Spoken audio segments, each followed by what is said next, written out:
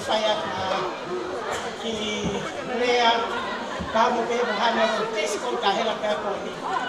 It's my very last tonga na fia na I si wa ko si ye.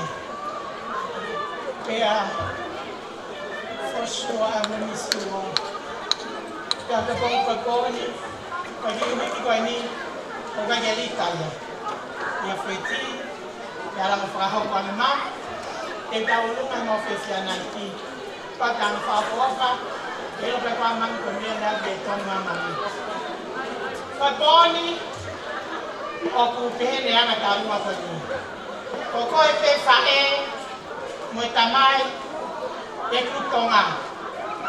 O si ho ki o fesi ne ihe tauni. O ta kai ni e fai e Elina ahau kau bola taluani e tau ngahe pon kaga tua talu ngahe no behen no ai ko pete ke mau e pon ha tola lima e ko oini ko ngahe pa e talu ngahe ni ma wa ka kai e ke foki a pon aka ten sto a ko ni no sino ko ni e ke tola ha tola ke ma wa ka kai ni foki ko e tua ma Elina ke poni o pehen. First time in, after I found out when the Auckland girls of Aga in my official night in Kitua. Where you know, my Koyaki Apsiasi Koini, where we live by Fakahoma, he can be a Fakatonga. I was a Koni Pony. But one are really not. The Pokoni, the Taukia, the Swakia, Rama Esiasi, Abaru, the Pony.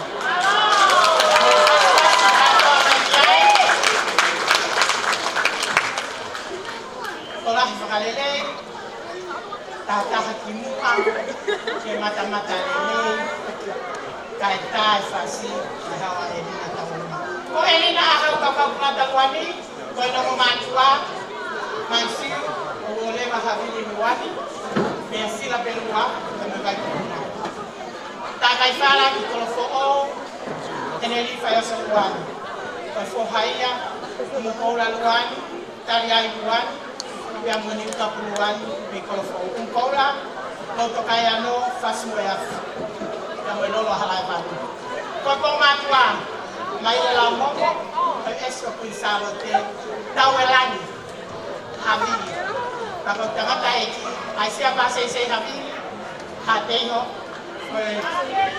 kai hapai kau pe kau kenal apa dengan saya kata kau ini lupa lofa kalau foto, baik komuna, hati, kalau hea, yang melolo halai baru, kau tahu kai ni, kawan nangan, ai kalau dalam kau tahu aku tahu ni, kau tu mesti kau beri, kau tu kaya, kau tadi ai family is from there, saya yang kata-kata ini ada ni, kita akan salah kita kau, kita semua yang kalau nak kita film, kita vete, so.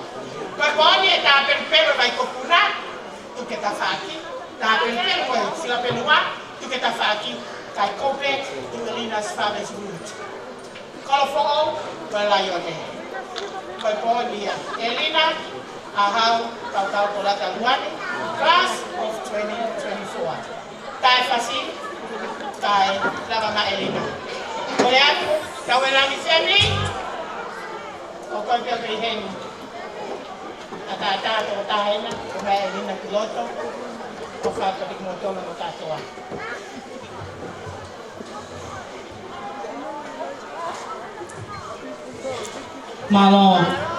Malo ato ay honga iya yang mo si bala iya tama ay fin isa kwe to mai pe ko ako ni tuwe fa kaya fa tene si fai pe no le tanga ba ni kita ma pamalo pe ang lot honga iya mo on ay committee he fwa ko fai pa ma ingai ay apsiasi o butaw iya i he fin pamalo lah ya ma we ti chai tu mai kasi